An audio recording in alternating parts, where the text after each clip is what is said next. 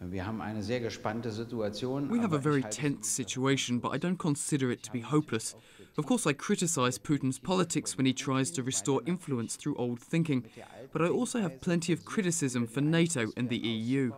They didn't realize in 1990 that they needed to create a new security organization with no Warsaw Pact and no NATO, not without Russia or against Russia, but with Russia, a common security alliance. It was in spite of promises that were made during the reunification of Germany. The eastward expansion of NATO has continued, gradually encircling Russia. Then there are the missiles stationed in Poland and the Czech Republic. Russia has said that this harms its security, but the West has refused to listen, and they insisted that those missiles were not targeting Russia. That's when the Russian foreign minister asked the US Secretary of State, if he were to install rockets in Mexico, would you trust us if we told you it was against Colombia or Cuba and had nothing to do with the USA? Of course, no one would believe that, but the development of the missile shield has continued. Then there were other mistakes. I don't want to go into too many details. George W. Bush suggested bringing Georgia and Ukraine into NATO. Naturally, this was a provocation.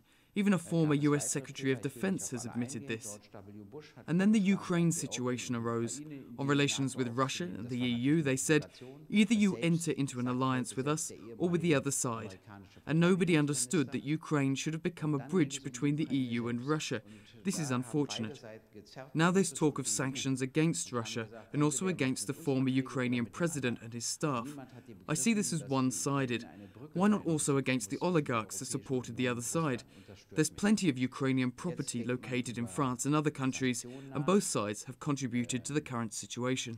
I think, as Russia does, that the sanctions against it are unjustified, and I find it wrong when they say we need to bring NATO all the way to the borders. I would go down the diplomatic route to engage with Russia and propose a new relationship with the EU and NATO, and establish a security concept with Russia, not against it or without it.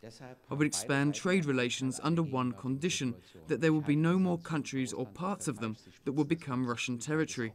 But we have to have a positive approach. You can try to reach your goals through sanctions. Usually this doesn't have much of an effect.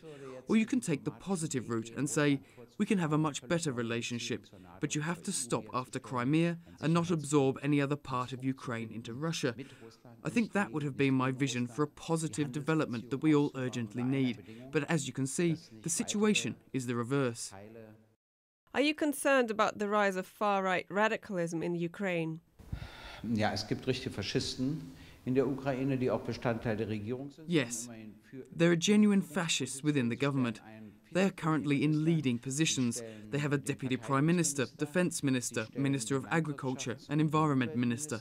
Besides that, there's a co-founder of the Svoboda party, which is not a member of this party right now, but is in charge of the Security Committee, a kind of intelligence service.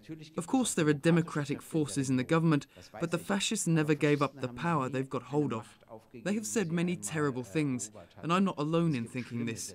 There are members of the Social Democrats and a former EU commissioner who have flatly refused to speak with these people. I don't understand how they can sign any agreements with them. Again, it's a provocation. They want to send money over. You have to demand a democratic election. Then when you have a democratic government, you can negotiate with them. I don't understand why it's happening now. I see it as another step towards escalation instead of the opposite direction. And I have to say that the government that has been installed is not a legitimate one. The former president was removed from power but not properly voted out, at least not according to the constitution.